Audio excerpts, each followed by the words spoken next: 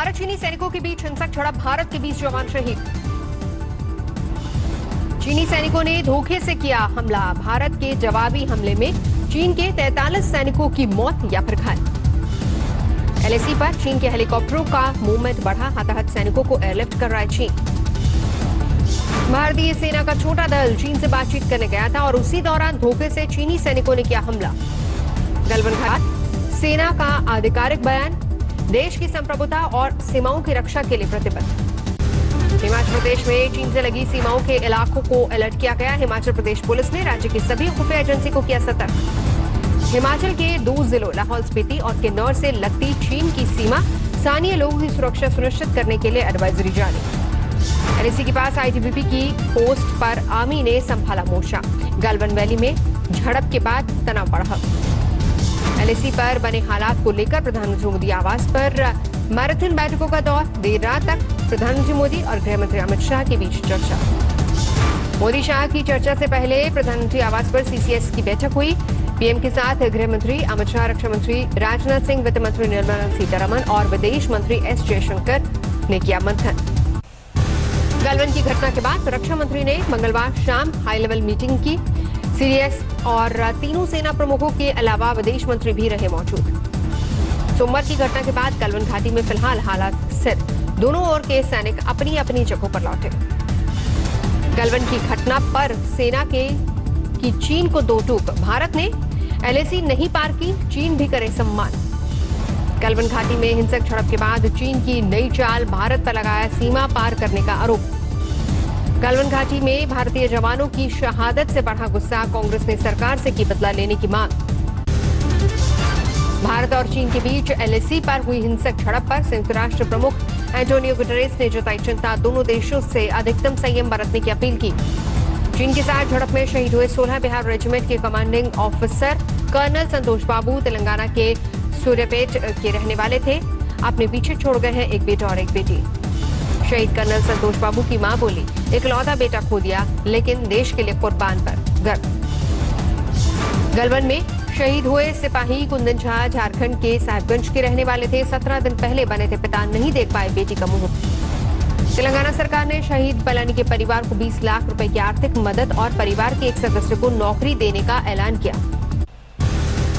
45 साल बाद चीन सीमा पर खूनी झड़प, 1975 के बाद पहली बार शहीद हुए भारतीय फौजी।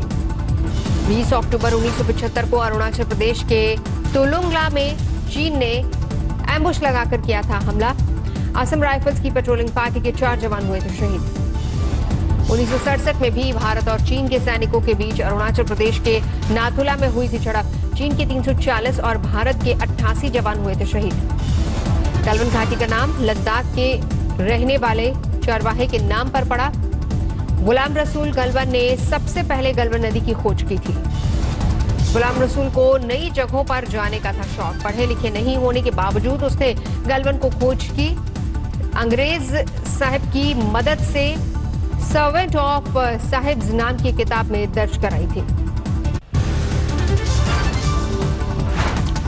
छपरा के दिगरा पंचायत के रहने वाले सुनील ने दी शहादत, पत्नी बेटी और मां के नहीं थम रहे आंसू। एलएसी पर भारतीय और चीनी सैनिकों के बीच झड़प में समस्तीपुर के अमन हुए शहीद। रात 9 बजे पिता को फोन कर बेटे के शहीद होने की सूचना मिली। अहमदाबाद में चीन का सामान का बहिष्कार, राष्ट्रपति शी जिनपिंग की फोटो समेत चीनी सामान को लगाई गई आग। जम्मू कश्मीर की शोपियां में आतंकियों से सुरक्षा बलों की मुठभेड़, लोकल कमांडर जुबैर वानी समेत हिजबुल के 3 आतंकी ढेर। मारे गए एक आतंकी का निकला सियासी कनेक्शन, पीडीपी के एमएलसी का रिश्तेदार था कमरा। कोरोना पर आज भी जारी रहेगा मंथन का दौर। 15 राज्यों के मुख्यमंत्रियों के साथ दोपहर 3 बजे मोदी करेंगे चर्चा। कोरोना को लेकर जारी है सियासत, आज प्रधानमंत्री के साथ बैठक में शामिल नहीं होंगी पश्चिम बंगाल की मुख्यमंत्री ममता बनर्जी। देश में बढ़ रहा है कोरोना का ग्राफ, पिछले 24 घंटे में 10,667 नए मामले, 3,43,000 के पार पहुंचा कुल आंकड़ा। देश में 24 घंटे में 380 लोगों की गई जान, अब तक 9,900 लोगों की जान ले चुका है कोरोना वायरस।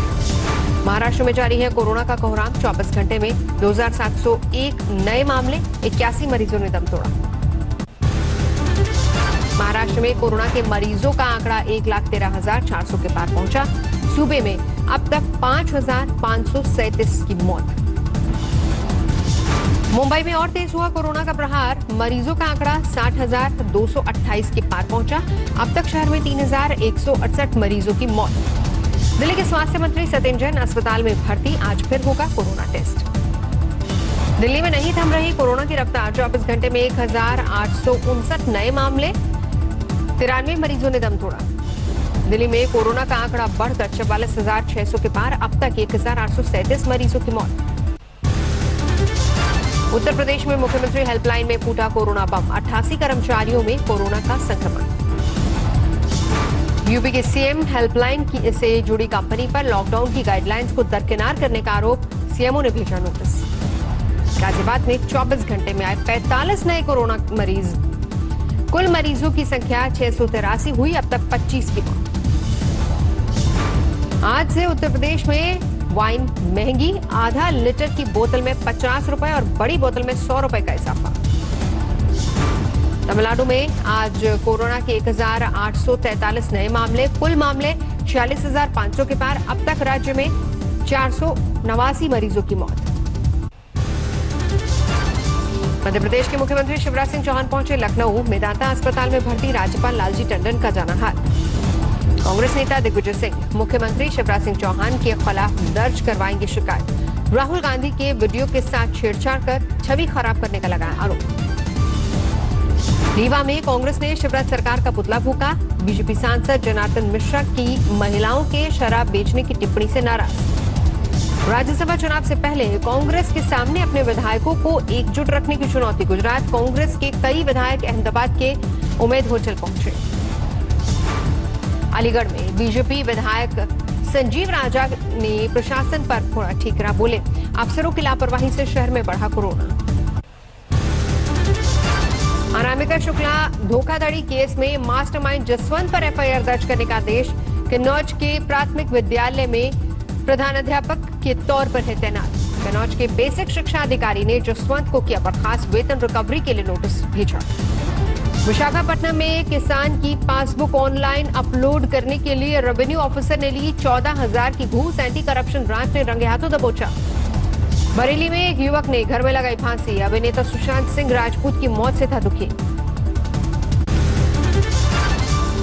सीतामढ़ी में बीजेपी के राष्ट्रीय प्रवक्ता प्रभा झा के भतीजे को मारी गोली, हालत नाजुक, आईसीयू में भर्ती। मुरादाबाद में हाईवे पर बाइक सवार गुंडों ने की फायरिंग, कार सवार लोगों को पीटा। दिल्ली पुलिस ने स्नैचिंग गैंग के सरगना सचिन मॉडल सहित 4 को दबोचा, चोरी के 85 मोबाइल और 15 लेडीज बैग बरामद। रोहतक में 45 साल के शख्स की सर में गोली मारकर हत्या, 26 दिन में 13 हत्याओं से। दिल्ली के ताजमान सिंह होटल का क्वारंटीन सेंटर के तौर पर होगा इस्तेमाल, सर गंगाराम अस्पताल के होगा अधीन। दिल्ली के सूर्य होटल का भी क्वारंटीन के लिए अधिग्रहण, होली फैमिली अस्पताल के लिए होगा इस्तेमाल। जोधपुर में रेलवे ने 150 आइसोलेशन कोच तैयार किए, कोरोना मरीजों के इलाज में होगा इस्तेमाल। दिल्ली के चांदनी चौक में रात 12 बजे अचानक लगी आग, लाखों का नुकसान, शॉर्ट सर्किट हो सकता है बड़ी वजह। आंध्र प्रदेश में एम्बुलेंस में शराब तस्करी का मामला पकड़ा गया, कृष्णा जिले में तस्कर एम्बुलेंस में ले जा रहे थे शराब। बुलंदशहर में पेट्रोल पंप के पास कबाड़ के गोदाम में लगी भीषण आग, 2 घंटे की कड़ी मशक्कत के बाद दमकल ने आग पर काबू पाया। पंजाब पुलिस की वर्दी में फिर लगा दाग, बठिंडा में नशे की कैद के साथ एक एएसआई गिरफ्तार। लॉकडाउन से ऑर्केस्ट्रा में काम करने वाली लड़कियों के सामने आर्थिक संकट, नहीं मिल रहा है काम।